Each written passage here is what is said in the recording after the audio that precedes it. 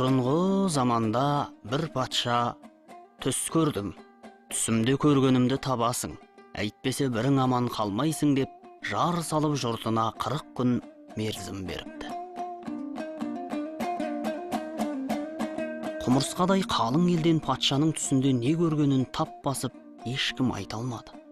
Сонда патша халқын жиып, маған қарасты ақыл есі түзу жандардан келмей қалған адам бар ма деп сұрапты. Тақсыр, пәлен тауда бір кедей бар, сол келген жоқ депті біреу. Бір өзі қалғанда жұртқа тұтқа болар дейсің бе? Таба алмаса, қырғынның ішінде кетер, айдап кел деп. Кедейге жасауыл жібереді. Кедей жалқаулау еді. Жалғыз ешкінің сүтін ішіп, күн көретін. Оған бір жылан күнде келіп, кесеге құйылған сүтін ішіп, бір теңге тастап отырады екен. Сүті жыланға да, өзіне де жеткілікті болған соң кедей теңгесін жамбасына жиып жата береді. Ал жылан болса, сүтін ішіп ап, інінің маңында арқасын күнге беріп, олай-бұлай аударылып жатады да қояды. Оның жайына кедей әбден сырдаң болады. Сол күндердің бірінде кедейге патшадан жасауыл келді. Патшаның жарлығын айтып, таба алмасаң көптің бірі болып сен де өлесің, жүр деді. Сонда кедей жасауылға артыңнан барайын деп, өзі жыланға келді. Әй, Мәрата, басыңды көтір. Сізбен көптен бері дәмдес тұздаспыз. Патша түсін таба алмаса, жұртты тегіс қырамын деп жатыр. Таба алмасам мен де өлемін. Осының жайын білесіз бе деді. Айтайын. Патшаның бергеніне серік қыласың ба деді. Сонда жылан. Бәрін алсаңыз да айтыңызшы деген кедейге ол түсінде түлкі көрді. Түсін патшаның өзіне ғана айт депті. Кедей патшаға келіп, жаңылып жазбасам түлкі көрдіңіз дейді. Патша бәрекелді, осы адам әулие.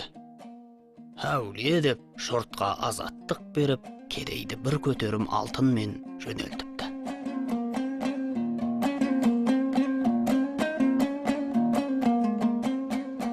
Кедей болса, жоқшылықтың зардабын өмір бойы тартып келемін. Жылан біле қоймас. Олжамды өз үйімнен жыланның інінен аулақ жерге апарып көміп тастайын. Бір қарным ашқанда кәдеме жарар деп ойлап, алтынды тығып тастайды. Жылан патшаның не бергенін сұрамады. Баяғы әдетімен күндіз сүтін ішіп, бір теңгесін тастап жүрді. Кедей болса, теңгені бұрынғыдай жамбасына басып жата берді. Күндердің күні болғанда патша түс көрдім түсімде, не көрдім деп жұртты тағы да қинай бастады. Қатты күйзеліп күңіренген жұрт баяғы патшаның түсін тапқан кедейді есіне алып жасауыл жіберткізді. Кедей тағы да жыланға келіп, Мәрата, патшамыз мені көрген түсін табуға жасауыл жіберіп шақыртыпты. Патшаға не дейін деп еді?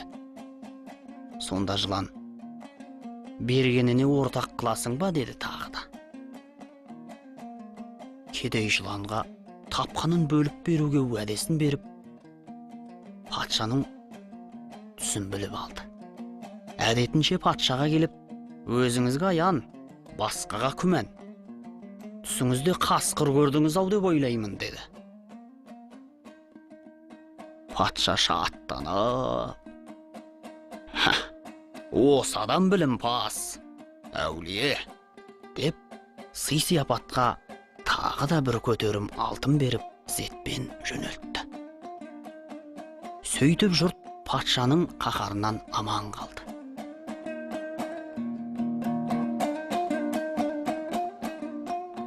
Кедей үйіне келе жатып, осыны жыланмен бөліскенше, онан да алтынымды көміп тастайын. Содан соң қолыма бір тас алып, ана жыланды ұрып өлтірейін деп ойлайды. Алтынды көмеді. Өзі байқатпай жыланға барып, қақпасынан таспен беріп жібергенде жылан басы жарылып, ирелең етіп ініне кіріп кетеді. Жыланның не өлгенін, не өлмегенін білмеген байғұс кедей ұйықтай алмай жүреді. Бір күні кедей ішке сүйрелеңдеп келе жатқан жыланды көреді. Ол орнынан атып тұрып, кесеге сүт құяды да, өзі анадайдан байқап тұрады. Жылан әдетінше сүтті ішіп, теңге тастап жылжып кете береді. Оған кедейдің еті үйреніп, қорғанышы сейіліп, бәз баяғы қалпына түседі.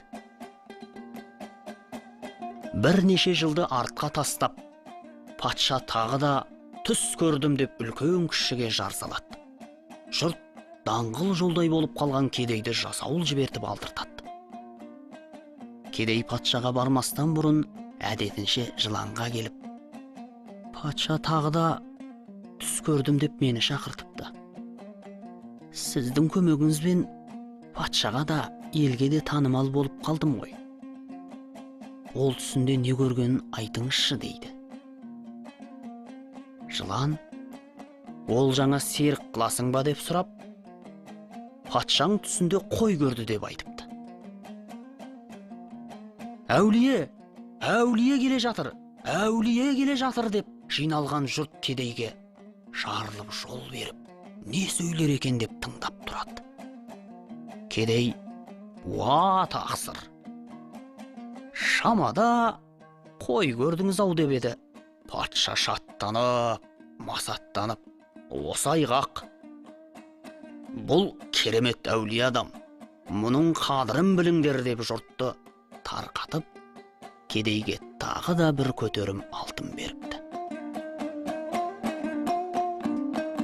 Кедей талтаңдап, алтынын арқалап келе жатып, қиялданып ойланады.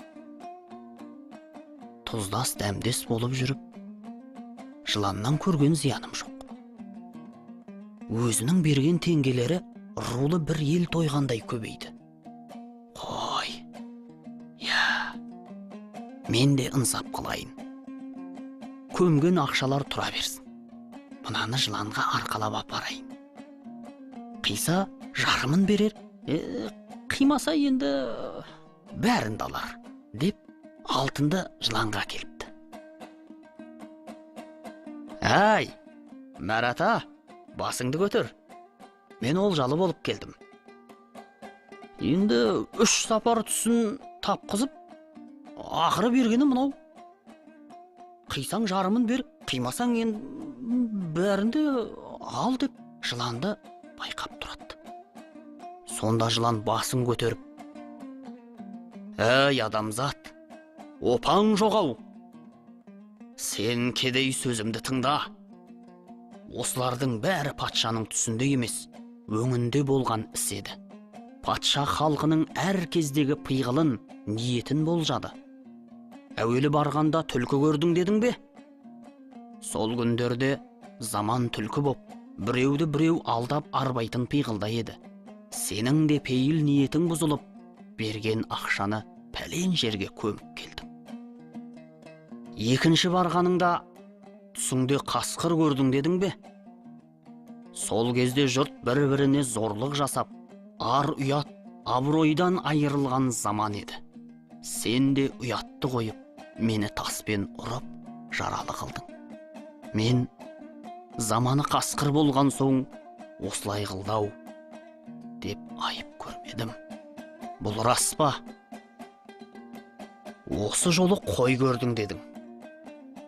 Жұрттың бәрі қойдан жуас. Алмақ бермек заман туды. Сен де ынсап етіп, анау екі көмген дүниемді аштан өлтірмес. Қиса жарымын берер, қимаса бәрін алар деп ойлап, әкеліп тұрсын ғой.